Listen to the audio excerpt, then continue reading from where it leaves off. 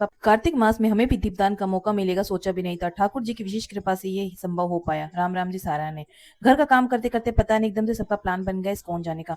वैसे तो काफी टाइम से इस्कॉन जाने की सोच रहे थे लेकिन जा ही नहीं पा रहे थे, लेकिन आज अचानक से ठाकुर जी ने हमें अपने दर्शन देने के लिए बुला लिया, वो भी इतने पवित्र महीने में। फटाफट से तैयार होकर दाल बना दी और चल दिए अपने ठाकुर जी के चरणों में। सोचा भी नहीं था कि ठाकुर जी हमें इस तरह बुलाएंगे। वहां जाकर सबसे पहले तो हमने राधा रानी और ठाकुर जी के चरणों में चढ़ाने के लिए कमल के फूल लिए और चल दिए मंदिर के अंदर। कहते हैं जब ठाकुर जी की विशेष कृपा होती है तो उनके वस्त्रों का रंग और हमारे कपड़ों का रंग मिल जाता है। तो ये देखकर हमें तो विश्वास ही नहीं हुआ कि हम इतने सौभाग्यशाली हैं जो ठाकुर जी के साथ मैचिंग मैचिंग हो जाएंगे।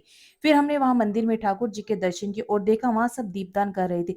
फिर हमने भी दीपक लेकर ठाकुर जी के आगे दीपक दिखाया। ऐसा करते हुए मन में इतना सुकून था, मन कर रहा था कि बस वहीं खड़े होकर ठाकुर जी को देखते रहे। मैं पहली बार इस्कॉन गई थी, जहाँ मैंने देखा वहां हर देश विदेश के इस्कॉन की फोटो लगी हुई थी। कृष्ण जी के भक्त केवल इंडिया में ही नहीं बल्कि बाहर देश में भी बहुत से भक्त हैं, और हो भी क्यों ना, हमारे ठाकुर जी हैं ही इतने प्यारे।